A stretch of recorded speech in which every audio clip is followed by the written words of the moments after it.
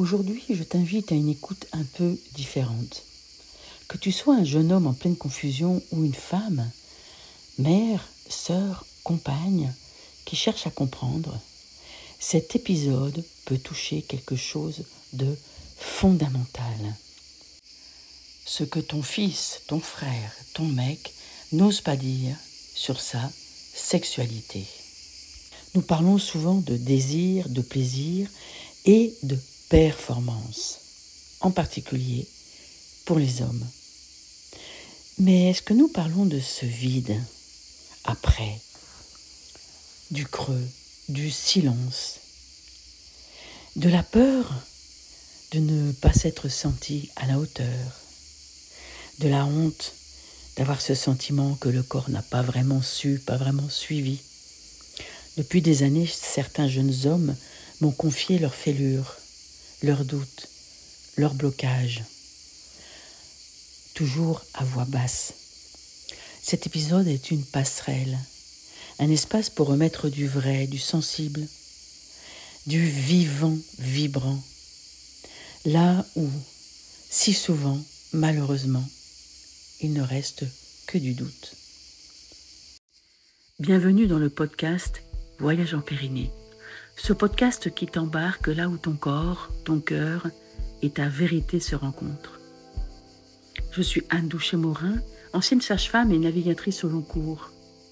Tu vas entendre ici des histoires de mer, de tempêtes traversées, de mémoire et surtout des clés pour retrouver ton ancrage et renouer avec la puissance de ton périnée, ce centre oublié, véritable clé de voûte énergétique, élixir de vie, qu'il est temps de réhabiter enfin. Naître à soi, ça ne se fait pas dans le calme plat. Ce que je te propose, c'est une traversée vers toi. Alors aujourd'hui, ce que nous allons explorer, c'est cette pression, la pression à performer. Nous irons voir ensuite le vide après les rapports sans lien, sans sens. Ensuite, la honte de se sentir peut-être pas à la hauteur. Nous allons parler aussi de ce lien entre le cœur et le périnée. Un lien complètement oublié. Et puis évidemment, du besoin croissant pour tous, et en tout cas pour ces jeunes hommes qui se sont confiés, d'authenticité et de liens vrais, de sentimentalité, de romantisme. Depuis la très jeune adolescence, voire même l'enfance, les hommes s'entendent dire qu'il faut, pour être un vrai mec, il faut assurer, ne jamais douter, être prêt. Alors bien entendu, cela concerne la performance sportive, intellectuelle, les futures charges professionnelles, mais bien entendu, ça concerne la façon de vivre sa sexualité. Alors cette pression à performer, à assurer, à être toujours prêt au garde à vous, si je peux me permettre cette métaphore, elle ne dit rien de la tendresse. Elle ne dit rien en plus de ce dont les femmes ont besoin. Et certainement les hommes aussi. Elle ne dit rien du stress qu'un jeune homme peut ressentir. Est-ce que je vais y arriver? Est-ce que mon érection va tenir? Rien de cette peur silencieuse d'échouer. Et cette peur finit par devenir une paralysie. S'il y a des jeunes hommes ou des hommes tout simplement qui m'écoutent, combien d'entre vous avez peur d'approcher une femme pour cette raison-là? Aujourd'hui, de plus en plus de jeunes hommes vivent des troubles érectiles, des peurs d'y aller sans cause médicale. Bien sûr, ce n'est pas le sujet de cet épisode. La pornographie hyper performantes, avec des sexes gigantesques et des vulves transformées pour le visuel, eh bien, ça crée des distorsions énormes entre ce qu'est une sexualité saine et une sexualité fantasmée. Et ça contribue à la paralysie. Ça contribue à cette surcharge, à cette injonction impossible à réaliser. Et une peur phénoménale d'être jugé, de se juger soi-même, sachant que ce qui est connu n'est pas la réalité de ce qui se vit dans l'amour. Alors ce vide, après ces rapports sans lien, un jeune homme m'a dit, baiser ou aimer. Socialement, pour les hommes en particulier, les conquêtes sont valorisées. Ça fait bien d'avoir eu plein de nanas.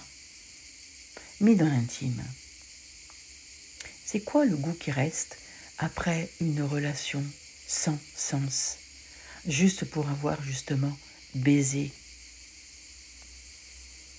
Et oui, vous êtes tellement nombreux en fait à ressentir du dégoût de vous-même en particulier, un énorme décalage entre votre cœur et ce qui s'est passé, ce malaise que vous gardez pour vous.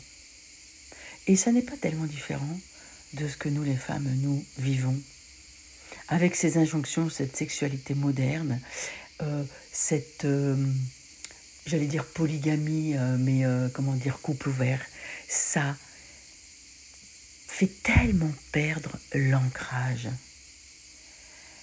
le sentiment de sécurité intérieure, qui sont l'essence de tous les programmes que je partage. Et pour beaucoup d'entre vous, justement, vous m'avez confié ce vide. Et je suis toujours très étonnée de me dire, dans le fond, c'est pas tellement différent pour les hommes et pour les femmes. Nous n'en parlons pas. Il est temps que ça change. Oui, messieurs, vous avez besoin de sens. Vous avez besoin de mettre le cœur aussi dans votre sexe. Soi-disant, c'est le sexe et après vous allez dans le cœur. Et si c'était faux? Si toutes les personnes, pour être en amour, c'est même pas faire l'amour, pour être en acte amoureux, hommes et femmes, si nous avions tous besoin d'être dans le cœur, tout simplement. Et de laisser faire les choses à partir du cœur. Parce que dès lors que c'est une performance, que c'est une réponse à l'injonction, il y a la honte aussi qui va s'en mêler. Est-ce que je vais être à la hauteur? Est-ce que je vais avoir une érection? Est-ce qu'elle va tenir un peu longtemps? Du coup, peut-être ça fait des précipitations qui ne correspondent pas du tout aux besoins des femmes parce que la peur va faire que tu te précipites. Et soudain, tout l'homme que tu es est remis en question. Alors, c'est peut-être ça, tous ces jeunes hommes fuyant d'une relation qui serait en devenir, potentiellement belle, et hop, ils se recroquevillent, tu te recroquevilles. Je pense que si tu es une femme et que tu m'écoutes, tu connais parfaitement cette situation, tu la connais même quasiment par cœur. Évitement, éloignement, la peur grandit de plus en plus, le corps se crispe, le cœur se ferme pratiquement à jamais pour une vraie relation qui a du sens. C'est un cercle vicieux. Mais c'est un cercle vicieux qui n'est pas une fatalité. Parce que si tu veux changer les choses, les femmes, nous avons la même chose à faire et je m'adresse là aujourd'hui plutôt aux jeunes hommes. Viens dans le cœur. Mais une fois dans le cœur, tu pourras envisager de venir dans ton bassin, dans ton périnée, consciemment. Toutes ces choses qui sont enseignées dans la Chine ancienne, qui étaient enseignées dans le Tao, qui étaient enseignées aux empereurs et aux impératrices. Un enseignement comme par hasard qui est caché. Parce que c'est là qu'est ta puissance. Ce n'est pas dans l'injonction, dans la performance. Ta puissance est dans un cœur réconcilié avec ton bassin. Dans cette musculature phénoménale de ton périnée, il y a la sécurité. Il y a la capacité à être dans cette harmonie qui fait que tu vas combler la femme avec qui tu es. Sans te préoccuper de comment est ton érection, comment n'est pas ton érection, puisque l'amour, ça se joue à partir de toutes les parcelles de la peau de tout ton corps. Le périnée est très souvent complètement verrouillé chez les hommes. D'ailleurs, la plupart d'entre vous, vous ne savez pas que vous avez une musculature phénoménale périnéale. Et je te renvoie à un de mes épisodes dans ma chaîne YouTube, comparaison périnée hommes et femmes. C'est verrouillé par peur, par contrôle, par défense. Et ce verrou coupe l'élan et coupe la possibilité d'être tranquille au moment de cet acte amoureux. Reconnecter cette musculature énorme qui est ton périnée, une vraie fondation de ta maison intérieure qui est ton corps. Connecter à ton souffle, un va-et-vient, un mouvement dans ton corps. Connecter à ton cœur, au mouvement. Et bien tout ça, c'est rouvrir la voie à une sexualité vivante, vibrante, plus du tout axée sur la performance. Qu'est-ce que ça veut dire, la performance ? Être en amour avec quelqu'un, c'est une danse à deux, qui n'a rien à voir avec une performance. C'est une vibration commune de deux corps qui ne font plus qu'un et qui passe par le sexe, mais je dirais peut-être seulement à 10% quelque part.